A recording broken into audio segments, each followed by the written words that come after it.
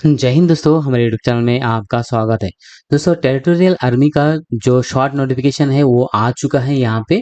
और इस short notification में क्या-क्या डिटेल बताया गया है वो सब कुछ यहाँ पे आपको बताएंगे। दोस्तों, अप्लाई करने से पहले आपको ये जानकारी लेना चाहिए कि इसमें कितने सारे डॉक्यूमेंट लगता है, क्या क्वालिफिकेशन लगता है और इसमें कैसे अप्लाई किया जाता है, इस सभी के बारे में आपको जानकारी देंगे। तो अगर वीडियो पसंद आए तो वीडियो को करें लाइक और चैनल को करें सब्सक्राइब, ताकि आगे इसी तरह के इन्फॉर्मेशन आपको मिलते रहें। ओके।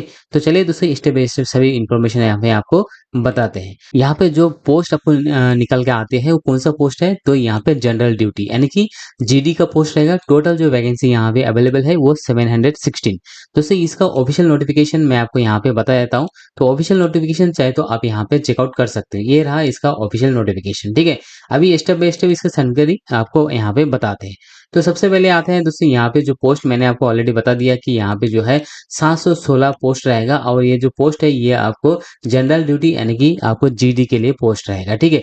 यहाँ पे एज लिमिट कितना चाहिए, तो एज लिमिट चाहिए दोस्तों यहाँ पे मिनिमम एज है 18 ईयर्स और मैक्सिमम एज है 42 ईयर्स। तो बहुत सारे कैंडिडेट यहाँ पे अप्लाई कर सकते हैं। यहाँ पे क्वालिफिकेशन क्या चाहिए, तो क्वालिफिकेशन चाहिए दोस्तों यहाँ पे मैट्रिक पास यानी कि 10th पास है तो बिल्कुल आप अप्लाई कर सकते हो। लेकिन आप याद रखना कि आपका जो टोटल परसेंटेज है वो आपको 45% या उससे ज़्यादा होना चाहिए। और हर एक सब्जेक्ट में 33% से ज़्यादा होना चाहिए, तब जाके आप यहाँ पे एलिजिबल हो सकते हो। इसके अलावा हाइट वेट चेस्ट आपको इसके लिए आपको क्या क्या चाहिए, तो सबसे पहले आता है दोस्तों यहाँ पे हाइट। तो हाइट क्या चाहिए, हाइट 160 सेंटीमीटर चाहिए। तो 160 सेंटीमीटर या 157 70 सेंटीमीटर ये जो है ये वुमेन्स के लिए है और मेंस के लिए यहाँ पे 160 है। वेट के अगर देखा जाए तो यहाँ पे 50 केजी मिनिमम वेट आपको होना चाहिए। चेस्ट 77 सेंटीमीटर होना चाहिए।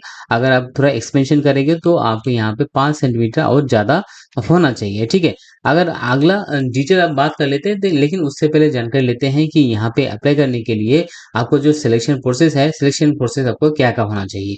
तो चलिए सिलेक्शन प्रोसेस के बारे में समझते हैं। तो सिलेक्शन प्रोसेस क्या रहेगा, तो सबसे पहले आप यहाँ पे देख सकते हो कि यहाँ पे रिटन एग्जामिनेशन होगा सीईई। उसके बाद होगा स्क्रीनिंग टेस्ट होगा, एप्टीट्यूड टेस्ट होगा, जहाँ पे एप्टीट्यूड टेस्ट वगैरह लिया जाएगा। उसके बाद आएगा फिजिकल फिटनेस टेस्ट। उसके बाद आएगा मेडिकल टेस्ट। उसके बाद आएगा डॉक्यूमेंट वेरिफिकेशन। तो डॉक्यूमेंट वेरिफिकेशन आपके पास होगा, कौन कौन से डॉक्यूमेंट आपको होना चाहिए, तो वो डॉक्यूमेंट के बारे में भी आपको जानकारी देते हैं, ठीक है। लेकिन उससे पहले रैली के बारे में आपको यहाँ पे बता देते हैं। तो रैली कब से होगा, तो रैली होगा यहाँ पे 28 नवंबर से लेकर के 12 दिसंबर तक आपका रैली होगा। और ये जो रैली है दोस्तों, ये लोकेशन आपको कहाँ पे रहेगा, 105 इन्फेंट्री BNTA एनटीए मतलब टेरिटोरियल आर्मी का जो स्थान है दिल्ली में, यहाँ पे आपको होगा। तो यहाँ पे जाके आपको जो है रैली में आपको भाग लेना है। और जैसे रैली में भाग लेंगे तो यहाँ पे आपको जो है सिलेक्शन होने का चांसेस रहेगा। बहुत ही इम्पोर्टेंट जो यहाँ पे क्वेश्चन मैंने आपको पहले बताया था कि इसमें आपको कौन कौन सा डॉक्यूमेंट आपको चाहिए, ठीक है। तो डॉक्यूमेंट सबसे पहले आता है दोस्तों यहाँ पे डोमिसाइल सर्टिफिकेट या रेसिडेंस सर्टिफिकेट। उसके बाद आता है कैरेक्टर सर्टिफिकेट। कैरेक्टर सर्टिफिकेट आप जो है ले सकते हो, आपके नज़दीकी जो पुलिस स्टेशन है वहाँ पे आप ये कैरेक्टर सर्टिफिकेट ले सकते हो। उसके बाद आता है दोस्तों यहाँ पे कैस्ट सर्टिफिकेट। और उसके बाद आता है दोस्तों यहाँ पे कलर पासपोर्ट साइज फोटोग्राफ भी आपको होना चाहिए।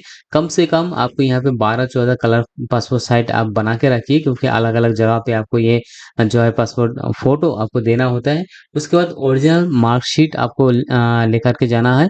10th क्लास का जो ओरिजिनल मार्कशीट आप लेकर के जाइए। अगर 10th क्लास का मार्कशीट में कोई भी यहाँ पे त्रुटि है, लाइक आपका नाम का स्पेलिंग मिस्टेक या फादर का नाम के स्पेलिंग मिस्टेक, तो एक एफिडेविट भी आप साथ में बना के लेकर के जाइएगा, ठीक है। उसके बाद दोस्तों यहाँ पे फोटो कॉपी और पैन कार्ड आधार कार्ड का भी लेकर के जाइए। उसके बाद मेन इंपॉर्टेंट और एक है यहाँ पे सर्टिफिकेट, कौन सा, अनमेरिड सर्टिफिकेट, ठीक है। जो कि सरपंच या MC या जो मैरिज कैंडिडेट सर्टिफिकेट है, तो उनके लिए ये जो है आपको चाहिए।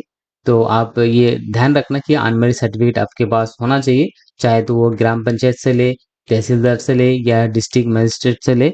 अनमेरिड सर्टिफिकेट आपके पास होना जरूरी है, ठीक है। शॉर्ट नोटिफिकेशन जो है इसका आ चुका है। शॉर्ट नोटिफिकेशन यदि आप देखेंगे तो यहाँ से इसका शॉर्ट नोटिफिकेशन भी आप देख सकते हो। अगर बता दिया जाए कि इसमें आपको जो डेट है ठीक है, 28 नवंबर से शुरू हो रहा है और 28 नवंबर से कहाँ पे शुरू होगा? तो यहाँ पे दिल्ली में शुरू होगा, ठीक है। अभी ये दिल्ली लोकेशन के लिए है और शाम को 5 बजे तक यहाँ पे जो लास्ट डेट यहाँ पे बताया गया है, लास्ट 5 बजे से पहले-पहले आप अप्लाई ज़रूर कर दीजिएगा। और यहाँ पे रैली डेट देख सकते हो 28 नवंबर में जो रैली होगा वो रहेगा आपको रोहतक, कुरुक्षेत्र में रहेगा। उसके बाद यहाँ पे 29 नवंबर को कहाँ पे रहेगा? झाझर पलवानी में रहेगा। उसके बाद 1 नवंबर को रहेगा सोनीपत में रहेगा, सोनीपत अंबाला में रहेगा। उसके बाद 2 नवंबर को 2 दिसंबर को रहेगा यहाँ पे गुरुग्राम और रेवाड़ी में रहेगा। इसके अलावा 3 दिसंबर को रहेगा जैसे यहाँ पे भिवानी यमुनानगर में रहेगा और 4th दिसंबर को रहेगा यहाँ पे अ, चरखी दादरी या सिसरा में रहेगा। 5th दिसंबर में रैली रहेगा हिसार फतेहाबाद में रहेगा। 6 दिसंबर को रैली रहेगा जींद कर्नल में रहेगा। 8 दिसंबर को रहेगा यहाँ पे महेंद्रगढ़ खैतल में रहेगा। 9th दिसंबर को रहेगा पानीपत फरीदाबाद में रहेगा।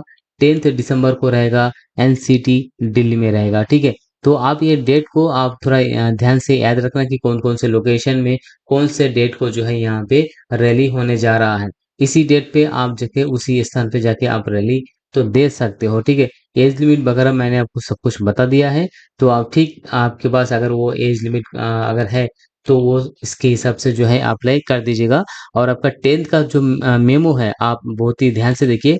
10th का मेमो में आपको जो है टोटल 45% आपके अबव होना चाहिए और हर एक सब्जेक्ट में आपको 33% से ज़्यादा आपको मार्क होना चाहिए। इस बात को आप ध्यान में रखिएगा क्योंकि अगर 33% से कम मार्क होंगे तो आप यहाँ पे एलिजिबल नहीं होंगे। तो इसीलिए आप अपना मार्कशीट वगैरह चेकआउट करके फिर जाकर रैली में जा सकते हो। इसका जो फुल नोटिफिकेशन जैसे ही आएगा तो इसके ऊपर एक वीडियो आपको बना के देंगे, इसीलिए हमारे चैनल को सब्सक्राइब करके रखिएगा। तो फिलहाल दूसरे वीडियो में इतना ही है। अगर वीडियो पसंद है तो वीडियो को लाइक ज़रूर कर दीजिएगा। धन्यवाद।